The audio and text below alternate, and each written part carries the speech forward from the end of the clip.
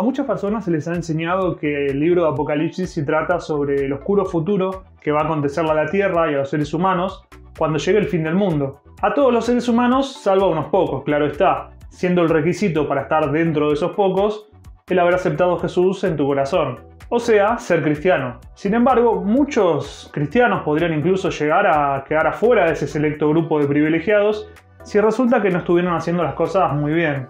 Para estos cristianos, Apocalipsis se trata sobre una detallada profecía mundial sobre el sufrimiento y posterior destrucción de todas aquellas personas que por una u otra razón decidieron no adherirse al cristianismo, y del planeta tal cual lo conocemos, como decía. La premisa es que así como Jesús se fue luego de resucitar, un día va a volver a la tierra a reinar, pero no sin antes permitir un periodo de gran tribulación para separar a aquellos que verdaderamente están de su lado de aquellos que no.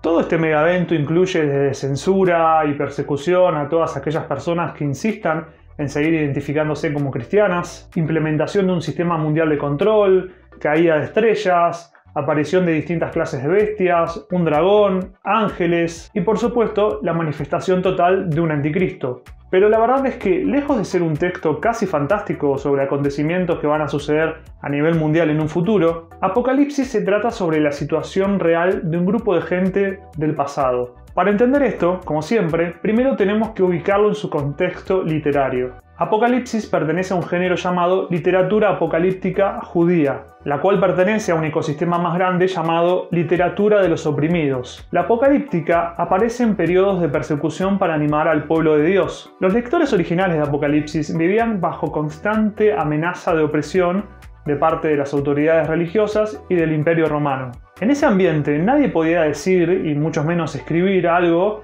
sobre las autoridades que los gobernaban, y cualquiera que fuese descubierto en posesión de literatura subversiva era encarcelado o condenado a muerte.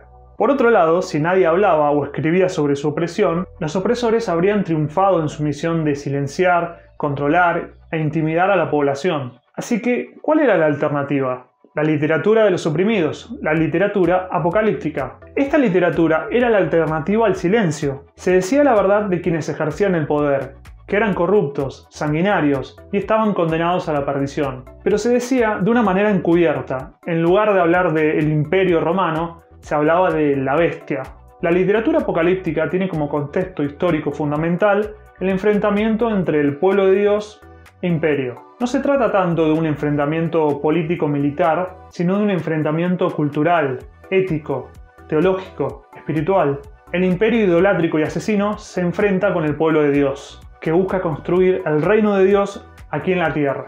En la apocalíptica de tipo histórico, lo escatológico es aquello que pone fin a una crisis y sufrimiento del pueblo. Lo escatológico no es fundamentalmente aquello que está al final de la historia, sino aquello que pone fin a la crisis que produce el sufrimiento del pueblo. Algunas personas han llamado esto una teología de la esperanza. Cuando todo pareciera estar más oscuro, aparece una voz que dice: aún no es el final.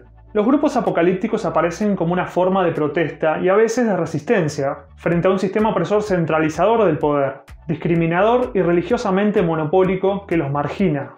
Y de hecho, la apocalíptica no era del agrado de aquellos que controlaban el orden religioso. Tenemos que dejar esto bien en claro. Si quisiéramos extrapolar esto a la actualidad, sería un error ubicar a la Iglesia como destinataria, mucho menos como productora, de este tipo de literatura, ya que la Iglesia actual es parte del establishment, del sistema.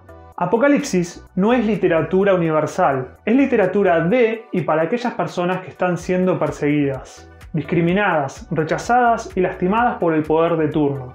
Y eso incluye a la Iglesia. Los textos apocalípticos conformaban una literatura de resistencia de los oprimidos. Significaban una confrontación contrahegemónica en el plano ideológico que servía para unir al grupo y debilitar al opresor. Algunos grupos elegían la lucha armada o la resistencia activa, como los macabeos por ejemplo, mientras que los apocalípticos afirmaban en la resistencia ideológica y contracultural, con la seguridad de que Dios intervendría mediante algún cambio radical y los salvaría. Sin embargo, aunque era pacífica, este tipo de resistencia también podía llegar a terminar en martirio. Sacada de su contexto sociopolítico, la apocalíptica se vuelve irrelevante, porque se vuelve una doctrina relacionada con la preocupación individualista por el más allá, en vez de una confrontación alternativa con el mundo y el poder político actual. Es prácticamente como domesticar a un león. Para entender Apocalipsis debemos internarnos en su hábitat original. Solo de esa manera lograremos comprender verdaderamente todo ese lenguaje críptico y esas criaturas y sucesos que parecerían ser parte de un guión de ciencia ficción. Así que eso es exactamente lo que vamos a hacer en el próximo video. Te espero.